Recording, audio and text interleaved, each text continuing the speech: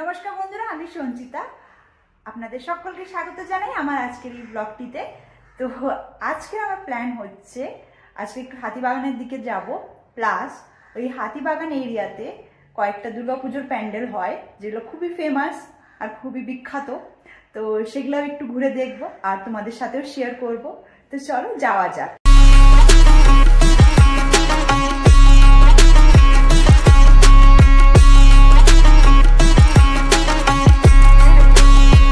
বেরিয়ে তো পড়েছি, কিন্তু বাইরে এখন মারাত্মক রোদ।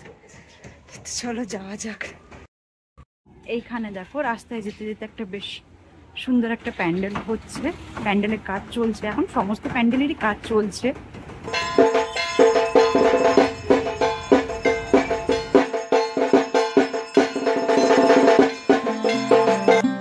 এখন আমি আছি শিকদার বাগান দুর্গাপুজো, কলকাতার অন্যতম প্রাচীন ও ঐতিহ্যবাহী দুর্গোৎসবগুলির মধ্যে একটি। 1913 সালে প্রতিষ্ঠিত এই পুজো কমিটি উত্তর কলকাতার হাতিবাগান অঞ্চলে অবস্থিত। এই পুজোর বিশেষত্ব হলো এর ঐতিহ্যবাহী পরিবেশ, সাদাসিধে সাজসজ্জা এবং গভীর আধ্যাত্মিকতা। 2025 সালে দুর্গাপূজার থিম সম্পর্কে এখনো পর্যন্ত আমি কোনো তথ্য পাইনি। সাধারণত শিকদার বাগান দুর্গাপুজো কমিটি তাদের থিম প্রকাশ করেন না, বরং মণ্ডপের সাজসজ্জা ও পরিবেশের মাধ্যমে দর্শকদের অভিজ্ঞতা প্রদান করেন। তবে আগের বছরগুলিতে তারা মানবতার উৎসব থিমে পুজো আয়োজন করেছিলেন, যা মানবতা ও সাম্প্রদায়িক সম্প্রীতির বার্তা দিয়েছিল।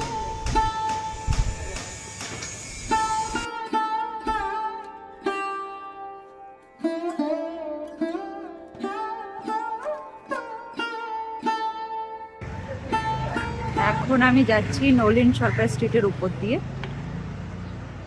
এই হচ্ছে এখানের গেট হবে হয়তো, এটা গেটের স্ট্রাকচারটা।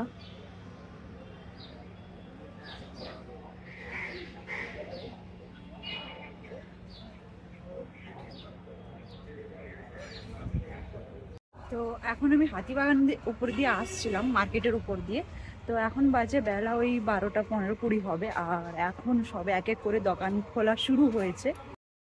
এইভাবে কিন্তু এখানেও আরেকটা রয়েছে, মাঝে মাঝে এইভাবে একটা পুরো স্ট্রাকচার দেখতে পাচ্ছি, একদম লোহা দিয়ে করা স্ট্রাকচারটা একদম। এই দেখো সামনে থেকে দেখাচ্ছি তোমাদেরকে।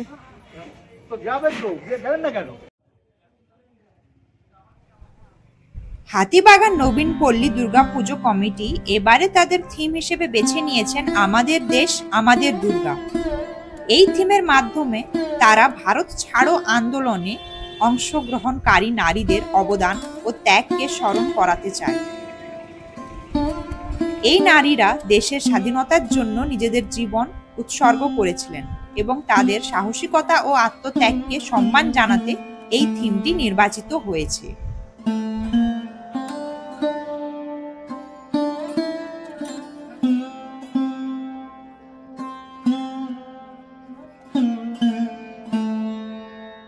শেডটা এইভাবে লোহা দিয়ে করা, তারপরে এটা বোধহয় গেট। বেশ অনেকটা লম্বা এরিয়াতে হচ্ছে, দেখো। ও ভিতরে তো আরো কারুকার্য রয়েছে।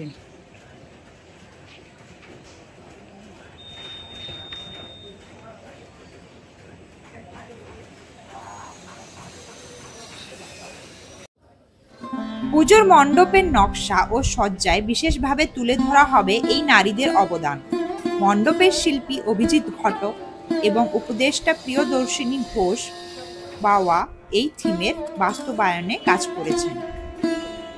হাতিবাগান নবীন পল্লী দুর্গাপুজো কমিটি তাদের ফেসবুক পেজেও এই থিমের প্রস্তুতি ও সজ্জার ছবি ও ভিডিও শেয়ার করেছেন, তো আপনারা চাইলে ওখানে গিয়েও দেখতে পারেন। এই থিমের মাধ্যমে হাতিবাগান নবীন পল্লী দুর্গাপুজো কমিটি শুধুমাত্র ধর্মীয় উৎসব নয়, স্বাধীনতা সংগ্রামের ইতিহাস ও নারীর শক্তির প্রতি শ্রদ্ধা নিবেদন করেছে। এই হচ্ছে মণ্ডপের দেবী বা দুর্গার প্রতিমা।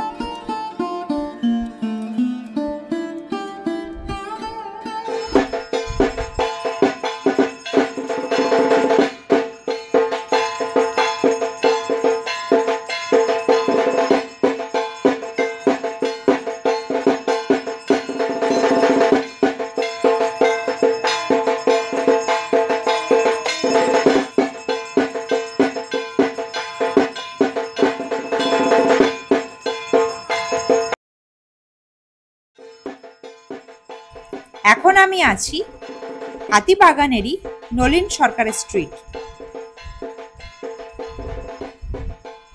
আপনারা যদি হাতিবাগান নবীন পল্লী দেখে থাকেন তো ওখান থেকেই পায়ে হাঁটার দূরত্বই নলিন সরকার স্ট্রিটের এই পুজোটি পড়বে। এটি কিন্তু আরেকটি বিখ্যাত এবং অন্যতম প্রসিদ্ধ দুর্গাপুজো উত্তর কলকাতার। হাতিবাগান নলিন সরকার স্ট্রিট সার্বজনীন দুর্গাপুজো 2025-এর থিম হচ্ছে নারীর রূপান্তর, যা নারীর শক্তি ও সমাজে তার পরিবর্তনশীল ভূমিকা তুলে ধরেছে। এই থিমের মাধ্যমে পুজো কমিটি নারীর আত্মবিশ্বাস, সংগ্রাম ও সাফল্যকে সম্মান জানিয়েছে। পুজোর মণ্ডপের নকশা ও সজ্জায় আধুনিক ও ঐতিহ্যের মিশ্রণ আছে, যা দর্শকদের মুগ্ধ করবেই। মণ্ডপের ডিজাইন ও থিমের বাস্তবায়নে বিশেষ ভূমিকা রেখেছেন শিল্পী ও উপদেষ্টারা।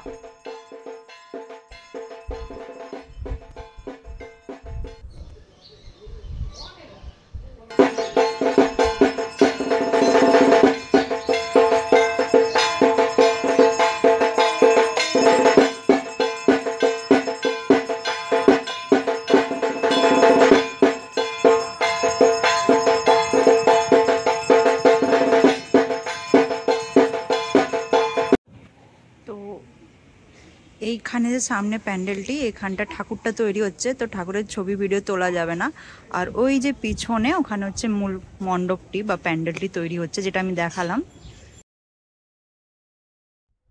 এখন আমি আছি অন্যতম হাতিবাগানের আরেকটি অনেক পুরনো ঐতিহ্যবাহী দুর্গাপুজো, হাতিবাগান সার্বজনীন দুর্গাপুজো।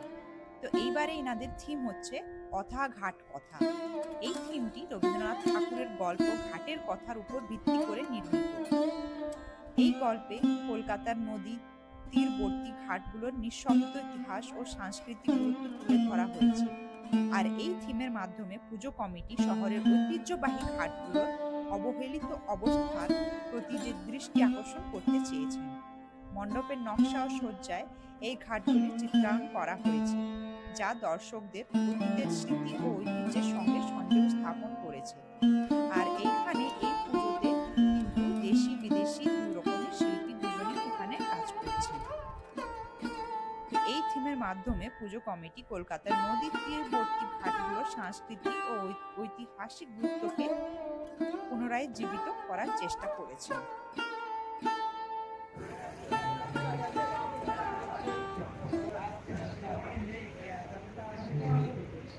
তো এই জায়গাটাতে পুরোটাই ঘিরে দেওয়া হয়েছে। ওই যে পিছনে প্যান্ডেল, এই গাছটার ঠিক পিছনেই প্যান্ডেল রয়েছে। গাছটা শুদ্ধ কিন্তু প্যান্ডেলটা করা হয়েছে, আর এখানটা পুরোটাই ঘিরে রাখা হয়েছে। তো তাই আর রিস্ক নেব না, কিন্তু বোঝাই যাচ্ছে ভিতরে কিছু দারুণ কিছু একটা হতে চলেছে। তো এই ছিল আমার আজকের একটা, বলতে পারো পুজোর আগে প্রি পুজো পরিক্রমা। তো আজকের এই ব্লগটি কেমন লাগলো অতি অবশ্যই জানিও। আর হ্যাঁ, প্রত্যেকটির প্যান্ডেলে কিন্তু আমি লোকেশন ডেসক্রিপশন বক্সে দিয়ে দেবো, গুগল ম্যাপটি, তোমরা চাইলে দেখে নিতে পারো। আর বাকি ব্লগটি যদি ভালো লেগে থাকে একটা লাইক করে দিও, শেয়ার করে দিও, কমেন্ট সেকশনে জানিও নিজের মতামত। দেখা হচ্ছে পরবর্তী ব্লগ নিয়ে খুব তাড়াতাড়ি। ততদিন পর্যন্ত ভালো থেকো, সুস্থ থেকো।